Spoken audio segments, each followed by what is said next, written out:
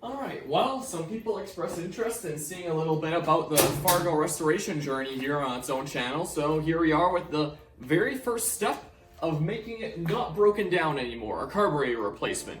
So if there's anyone that might need to do a carburetor replacement, hopefully this video will help for the very small handful of people out there that might need to do that.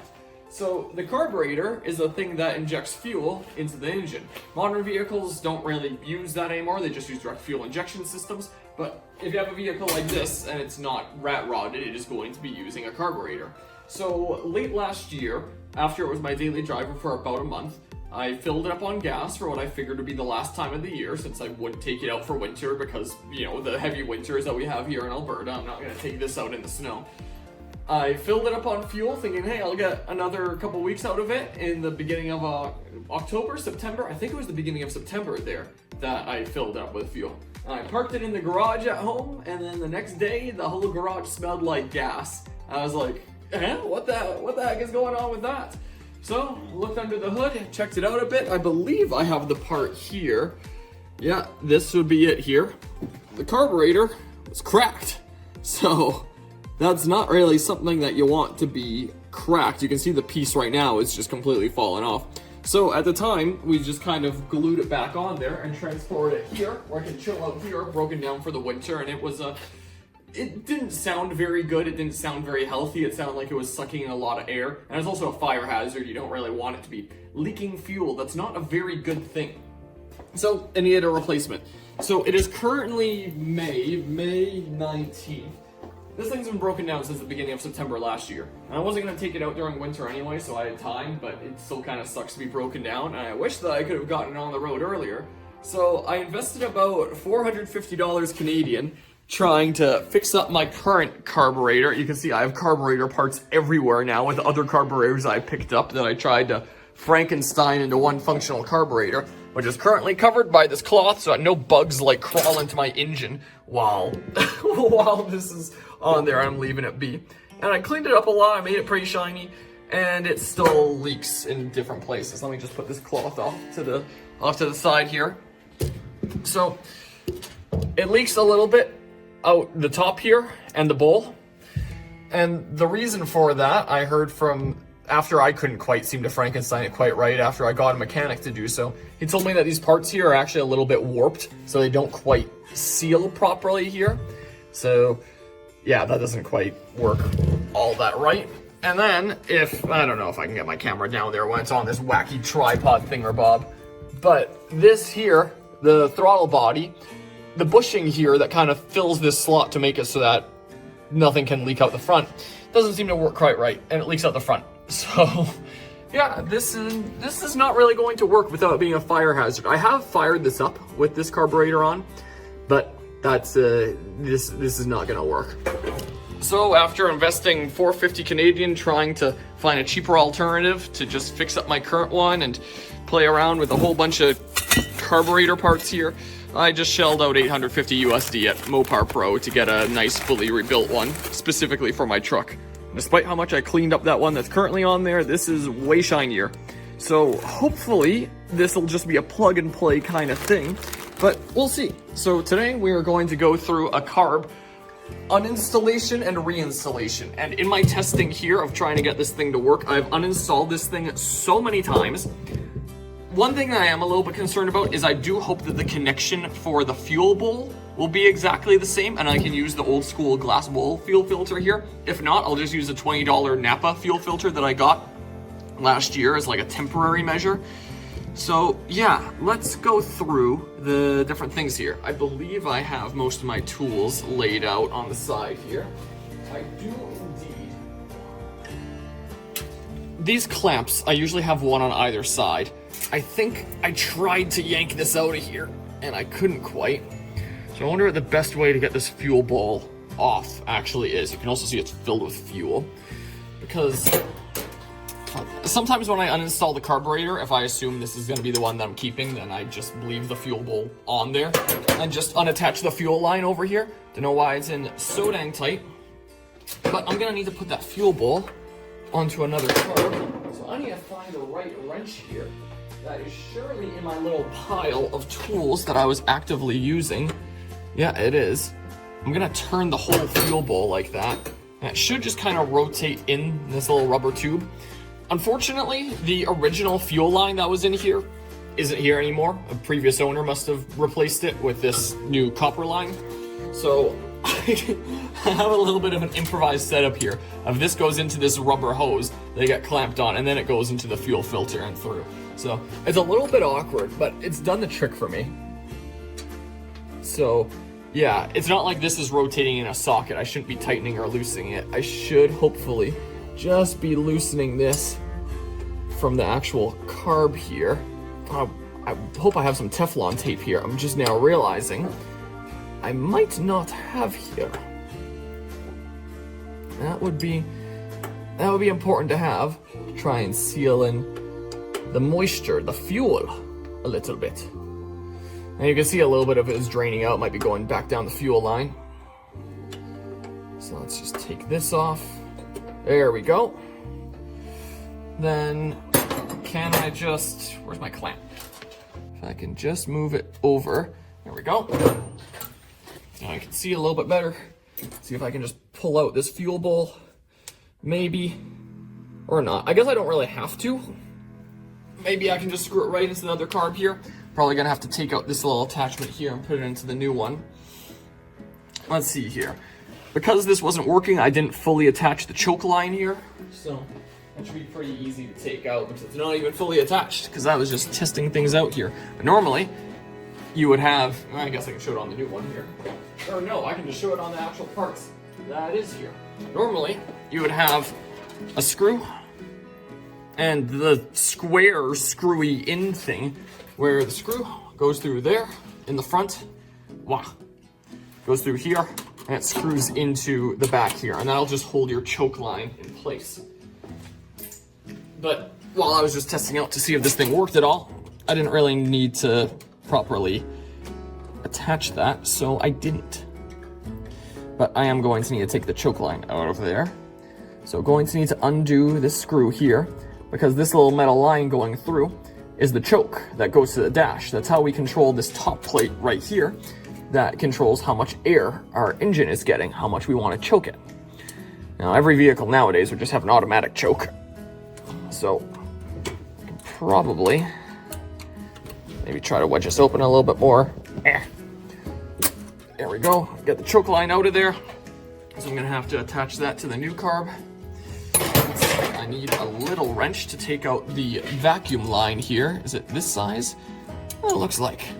This thing is always a pain in the butt to get in, so I'm not really looking forward to getting this thing back in.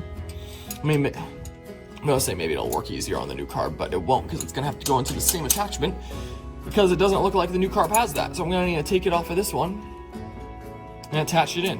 And unfortunately, I can't just unscrew this from here, put on the new carb, and then just attach it as is without having to undo this connection, because this screws in like this and that screws in like that. So yeah, I'm not really gonna be able to bend this line, twist it all around, screw it in there.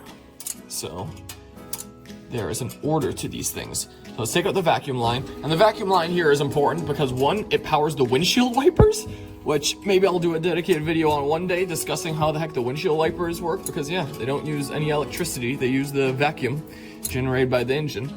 And probably some other things that I'm not aware of because I'm no expert at this. I'm someone with a gaming background in computing science that has been learning how vehicles work through this here. All right, now we're gonna have to take out the throttle. Where are my clamps? There they are. Because there's a little pin here that, see past the line there. Wow. There's a little pin here I'm gonna have to pull to get the throttle out of there. Getting it in is always a lot harder than getting it out. So getting it out is pretty easy. Just put that on the body of the truck here. And then throttle should just, if I can get my hand in there, be able to pull out like that. Now it should just be the two bolts on either side. Which, was it this wrench?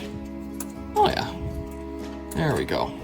I usually try to loosen this one first because you can't quite take it off all the way with this screw here. That screw basically adjusts your idle, how much fuel your vehicle is getting when idle. So I'm gonna have to tune that on the new one until it feels just right. But because that's in the way, I think it's just called the idle screw. Because that's in the way, I can't quite fully take it off. So I'll loosen that a little bit. I'll go to the other side and start taking off the other one. And this one I can fully take off like right now. So maybe I will. And also when you're working with all these small parts and the carburetor, you want to make extra sure that you don't drop anything in here or just right into the manifold after you take off the carburetor, because if it just falls there right into the engine, well, I guess now you've got an engine rebuild to do. So yeah, I would rather not have that added to my list of things that I gotta do here on this truck. I would very much like to just be able to plug and play this new carburetor, bolt onto these, because that's how I'm gonna get on my new one, and then just see if I can take this off while lifting it a little bit, because yeah, it's kind of awkward spacing. Almost there. Come on. There. And there goes the carburetor. Alright, I really don't have much of a workspace for this. Once I'm done with all the carb nonsense, I'll try to make more space in here. We're not done yet, because this has this attachment that I need that the new one does not seem to have, that I wish was already in here, but I guess they assumed that I would already have one, and I guess they assumed right. So I'm gonna take that off. Let's see here. What size is this? Oh, guess right the first time around? Oh, I might need to maybe go from underneath and kind of turn it, or not. I should also lay out some cloth here. I think I'm getting little bits of fuel over the counter here. Come on, there we go. Give that to me. I require it to make my vehicle work. Here we go. Give me that vacuum line attachment. All right. I will just add this to my pile of car parts now. Oh, I am actually gonna need to take off that front piece again. Oh, or maybe I won't. There is a bit in here. We'll see if I can just screw into that. All right. Let's shove this into here now.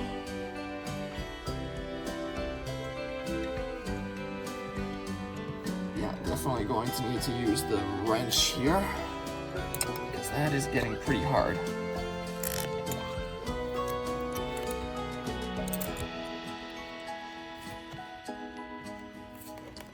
I just barely have enough space to work with here.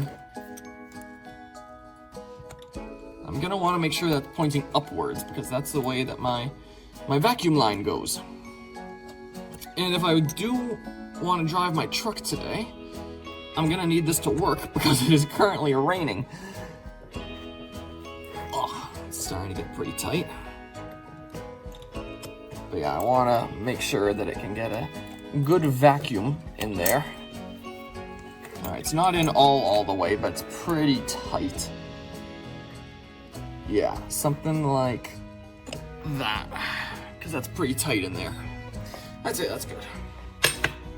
Alright, one important thing when you're working with a whole bunch of parts like this is gaskets, which are basically like the little separations between the things that are separating the main two parts. So these are just paper gaskets, I believe. Sometimes you get them in rubber, sometimes you get them in cork. Different things that will give you different amounts of squish to be able to let you actually seal this and make sure that no fuel is escaping through. I could just use the paper gasket that was already on here from before. This is just a paper gasket I got from a carburetor repair kit. But this carburetor actually came with a couple of gaskets for the manifold, so I might just use one of those, I'm thinking. When I got the box in, there was one that was attached to the side of the carb, which already wasn't in the best shape, and I kind of broke it when I picked it up. But there was another one that is in this package here, and it actually looks pretty thick. So maybe I can get a little bit more squish out of that, make it really tight. So I'm gonna use this one. Yeah, this one looks kind of like two gaskets glued together on a piece of metal, is what it almost looks like here. Interesting, haven't worked with one like this before. Let's try it. Let's give it a go here. So let's put that on there. Let's just block the whole camera with my arm as well while I'm at it. There we go. Yeah, that's a pretty thick one. All right, let's get this new carb put on here. All right. Are we on well enough? I think so. Of course, we're gonna have to lift it up in a sec. Where did I put these bolts? Here's one. This is why it's always important to keep track of your parts, because I don't know where I put the other bolt.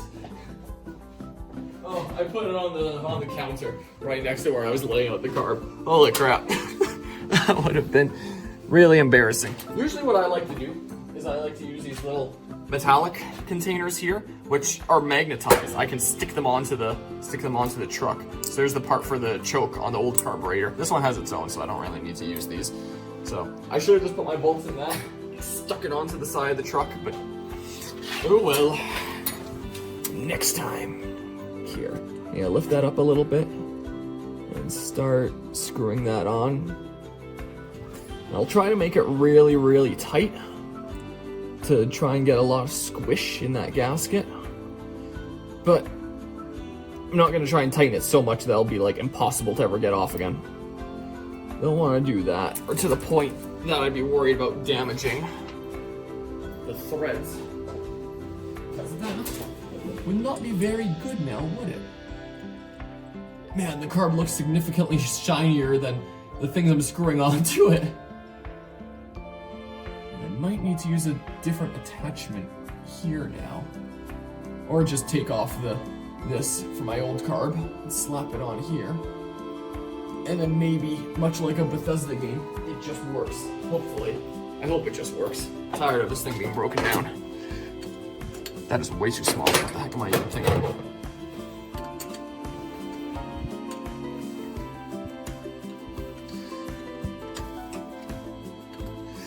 Because yeah, last year, the fuel filter here was we just used a $20 Napa fuel filter. Because the old fuel filter, like the glass bowl thing here, it broke. It was leaking. So it was a fire hazard too. So we just did like the cheap $20 fix while not keeping it original, just as a temporary means. It works fine as a temporary means.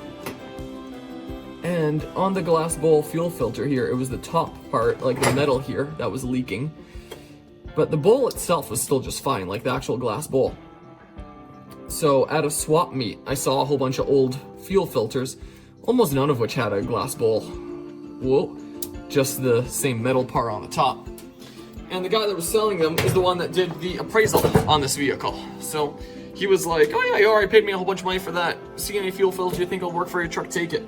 So I took ones that had good looking metal here, whatever that part is called, and I figured I'd combine them with my glass bowl. And it worked. Though there was a little bit of different spacing, like in terms of height here. So the metal part was a little bit longer than this glass bowl was. So the screw at the bottom that attaches this in and seals it up didn't quite screw in far enough. So washers to just make it be able to screw in there a little tighter. So just unscrewed it, shoved those in, then screwed it in. Then the plate that it screws in pushes against the washer, which pushes against the glass bowl. And hey, it works. It had me on the road like that, so isn't that cool? All right, the vacuum line. I always hate getting this thing started. It likes to never start properly. It always likes to pop out. Unless I just do it first time right now because I'm a pro. All right, I don't know if that's in there. It might pop out. We'll see. Maybe I'll move the camera over a little bit. Maybe. Whoa, zoom. We have the technology. Watch, it's gonna pop out. Oh, is this even the right? Oh, is it actually going to go in there? In all my uninstallations and reinstallations trying to fix this carb, I've only gotten to this to go in first try once. This is the second time I've ever gotten this to go in first try. Holy crap, it usually likes to pop out a whole lot. The first time I ever did this, it took me over 40 minutes, just like sitting here listening to music, and just trying over and over to get this in. And while it was the dead of winter, my hands were getting so cold. I mean, it's a pretty chilly day today too. Also, I got a little bit carried away and I haven't screwed in this all the way yet. I realized when that moved. But yeah, the vacuum line is in there. Holy crap. I'm gonna have to not cut that footage there so that you know I did it first try and I'm a super pro. It doesn't take 40 minutes to screw one tiny thread in. Very nice. That's gonna stay on there. Oh yeah, I don't think that thing's budging. I think this thing is staying pretty still. Very nice. All right, that's it. Now, throttle. Should be relatively simple. Just take the, where the heck is that? There it is. Take that, take this, yeah, lift it up a little bit, shove it through. Get in there. This is easier, it's like a two-person job. But I'll manage. Come on. It seems a little bit warped almost here. That's what it kind of seems like. Seems wonky.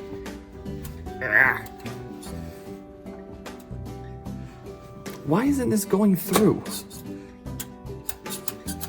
So yeah, that should be throttle. So come on. Get through here, please.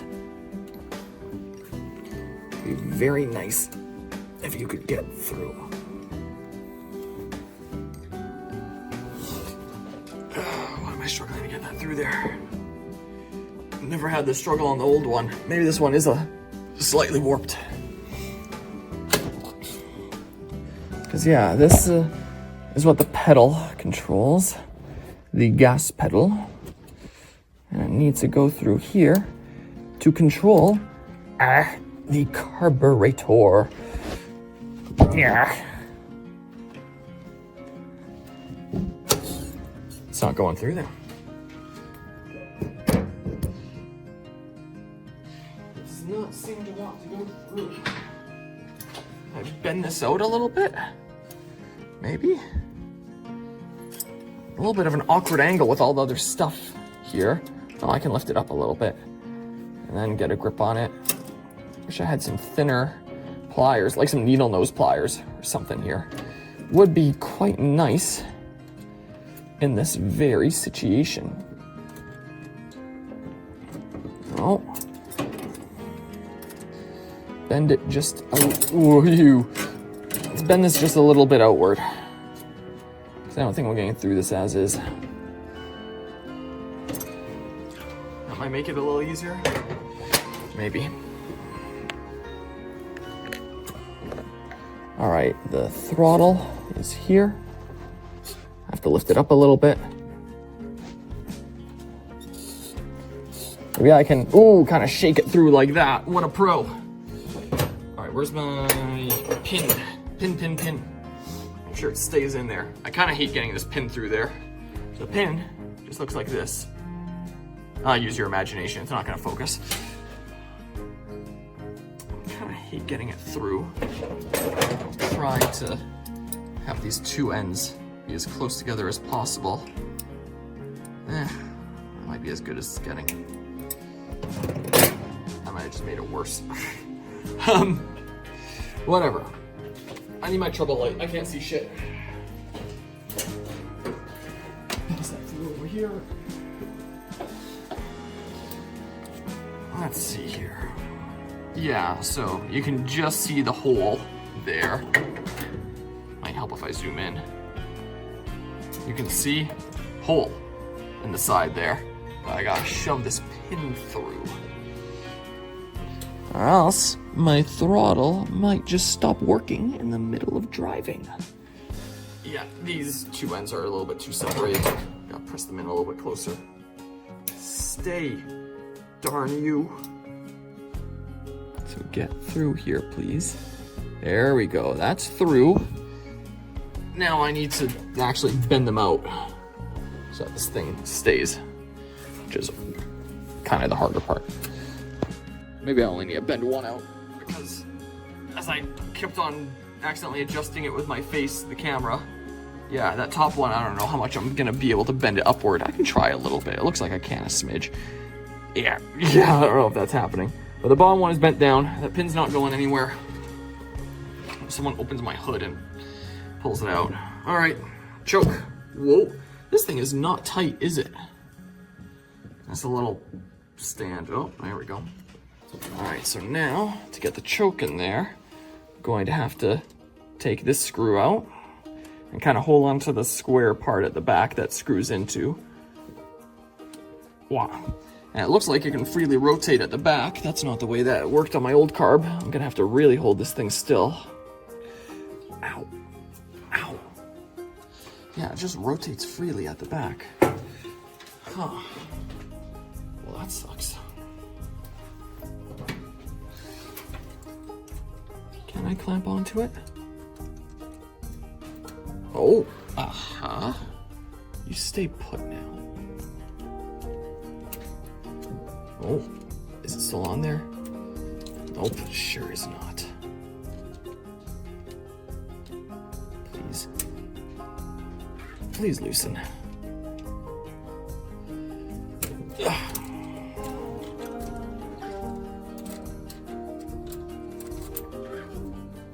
Stay on there, please. Maybe I will use my old screw. I don't like this one.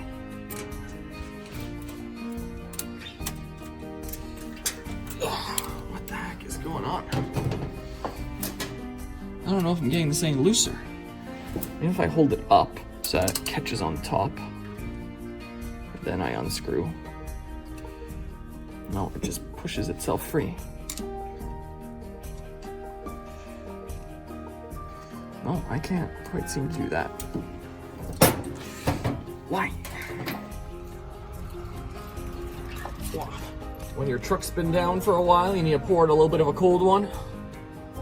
There, just a little bit of primer. It is dripping a little bit from the bottom right now, I see.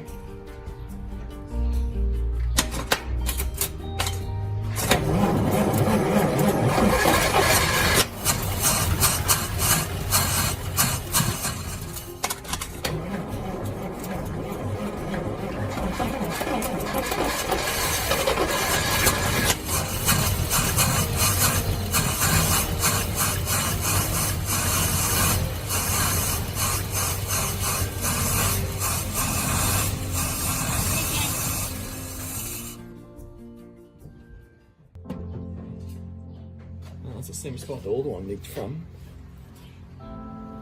See if I can get an angle on that to send to Mopar Pro.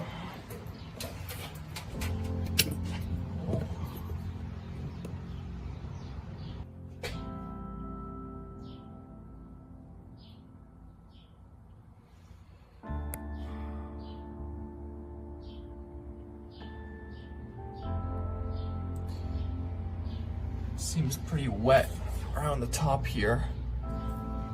Like it's not completely sealed. It definitely looked like it was coming out the throttle body a little bit, which is where I had it leak before on the old one. Well, clearly some time has passed since recording said video, but at the time I could not get the carburetor working. After throwing in the towel, spending an arm and a leg, just getting a fully rebuilt carburetor imported from the States, thinking that it would be plug and play. If anybody watches this down the line and this was still helpful and your carburetor was plug and play, then great. But for me, it was a little bit more complicated because clearly there were some issues with the carburetor I was sent. Big shout out to Mopar Pro for that, I suppose. And for the fact that they then supposedly sent me a second carburetor since the first one didn't work, which I never received. I brought that up to them and they supposedly sent out a third carburetor, which I also never received. And I sent them a message saying either get me a refund or get me a functional carburetor. And yeah, I never heard back from them after that. Surprise, surprise. So yeah, I don't recommend that site when it comes to finding a carburetor. So it would take me a little bit more work before I got the carburetor working better. The next major step that I took, I did a little bit of work on that carburetor and was working a lot better, but not quite 100% yet. But the next video that I publish here will go into what exactly I did to identify the problems with it and what I did to fix it. Well, fix it. It still wasn't 100%.